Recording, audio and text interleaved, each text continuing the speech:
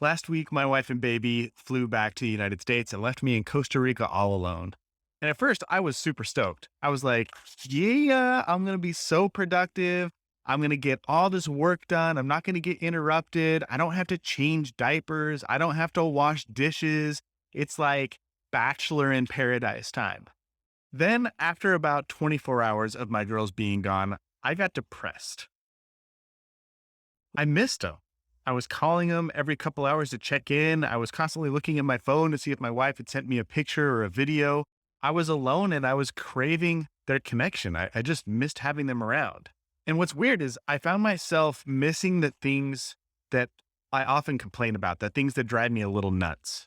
Like I missed waking up early in the morning to get Aurora out of bed and change her diaper. I missed my wife crawling into bed with me at night and snuggling up with me so close that I felt like I was going to fall off the edge of the bed. I missed walking into the kitchen to eat dinner and not seeing a pile of dirty dishes that I needed to clean first. And I really missed all the little distractions that happened throughout my workday, like one of my girls walking in and wanting a kiss or wanting some attention or just making noise outside the door if I was trying to record a podcast episode or something. And that's when I had this epiphany. I realized that a lot of the time in normal life, when my wife and my daughter are around, I make myself miserable over the things that I missed about them when they were gone.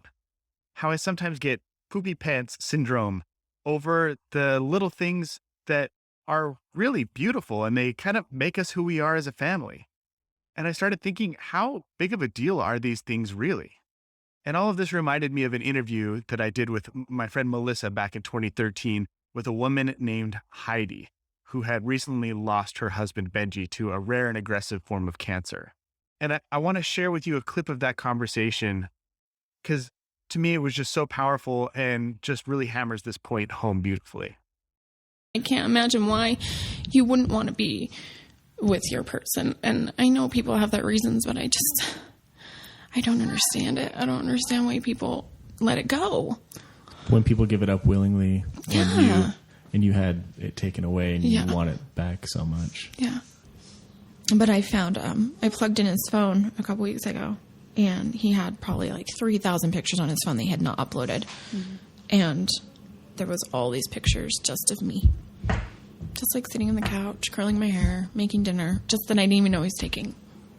And I was just like, he just like admired me and loved me and just wanted to take a picture of me. And I just never knew he did that. So that was just like one thing I just thought, it's just not fair that I don't have that anymore. And he loved me a lot.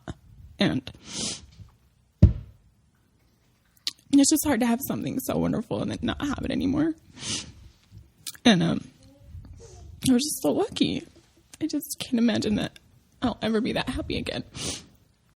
I don't think many of us often really think about what it would be like to lose our partner, especially during the times when things are hard.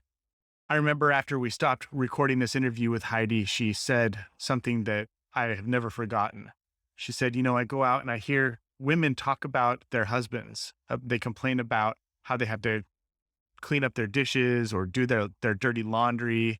And she said, I would give anything in this world to walk through my front door and see my husband's dirty socks laying on the floor, or walk into the kitchen and see some of his dirty dishes in the sink, because it would mean that I got one more day with him.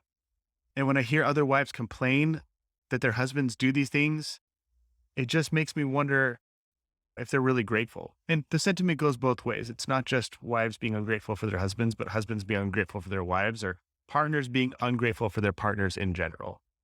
So I guess my point here is that maybe, just maybe, the things that we think make us so miserable aren't the things that make us miserable after all. Maybe it's just our perspective. Maybe it's just a little bit of a lack of gratitude. So here's what I want you to do right now. I'm posting this video a couple of days before Thanksgiving here in the United States. We're thinking gratitude here. I want you to take a minute and think about, really envision what it would be like to wake up tomorrow morning and have your partner just be gone. They're not there anymore. What would you miss about them? What are the things that you would remember fondly? What quirky, weird, or annoying things do they do on a regular basis that kind of just make them who they are and make you as a couple who you are? Think about that for a moment, and then share with your partner how much those little things mean to you.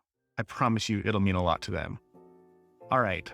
I hope you have enjoyed this episode. I hope you've enjoyed it enough that I might have earned your subscription if I haven't already. Most of the people who watch my videos, including this one, are not subscribed. My goal here is to share stories and strategies and tools to help you create really strong and fulfilling relationships. And if that sounds like something that you want more of, like this story of Benji and Heidi, then just hit the subscribe button and I'll be back again next week with another video. Thanks for watching.